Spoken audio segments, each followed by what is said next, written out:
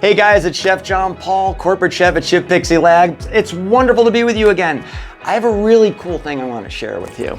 So if you've ever worked in a kitchen for an extended period of time, it's about the knees, it's about the lower back, it's about the neck, it's all the rest of it. What I'm going to tell you is you're standing wrong. So I'm going to show you how to stand correctly in a kitchen so you work for hours and hours and hours and you feel good. And in 15 years, you won't be running out of this profession because of the body pain. I'm over 72 and I feel great. So this is what I do. I use my anatomy and I want to find out what my anatomy wants to do instead of me imposing myself on my anatomy. So what does that mean? Well, when most people stand in the station, they stand square, knees are locked, and they bend this way. So I'm bending from here, but because I'm bending from here, I'm putting a tremendous amount of pressure on my lower back. All right, so this is carrying everything. This is how I do it differently. I find out how my body wants to naturally stand, and I do that by jumping. So what I do is, I'll jump 3 times. Just get casual. 1, 2, 3. Okay, so that's where my feet want to be. They're nice and happy. I have a little bit of bend in my knees, a little bit of springiness. I'm going to take my index fingers, put them in my hip pointers right here, and I'm going to push them out. So what that's going to do is, because I have a little spring in my knees, when I push my hip pointers out, instead of bending at the lower back like I normally do, this is nice and flat, and I'm bending at my natural hinge, which is my hip. I can do that all day long without putting a lot of stress on it. So, part 1 is establishing my lower body. Part 2 is establishing my hand position.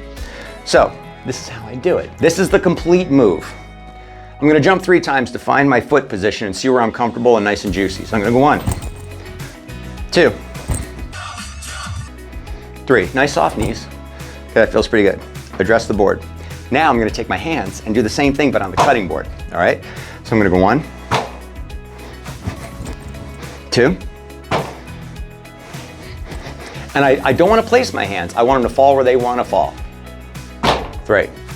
Now. That's where my hands want to be. Then, back. So when I cut, see the hand position?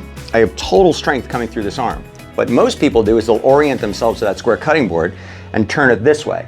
What happened? When I turned, look at my side. So all of a sudden, my evenly distributed weight just kicked off to one side. Look at here, I'm cutting this way. I'm using this part of my arm.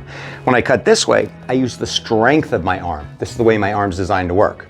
So if this position, super comfortable, it's where my body wants to be. Down here, super comfortable, nice and juicy.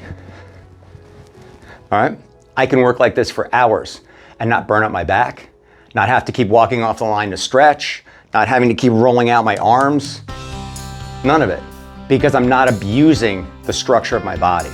I'm using the structure of my body. So try this at home. It has to fit you, all right? So I want you to jump around your kitchen a little bit, look like a lunatic. I would love for you to send me a picture of it or a video of it and tell me what you think, okay? I'm gonna do it one more time. Jump, jump, jump, nice and juicy. All right, legs shoulder width apart. Nice bend to the knees, nice bend to the hips. Fingers in the hip pointers, push it out so my back is nice and flat. Now I'm right over what I'm cutting. Drop my hands 3 times. 1, 2, 3. That's my angle. That's how I cut. Pretty cool? If you have a great idea, share it with me. I'd love to share it with everyone else. This is Chef JP. Stay tuned until next time.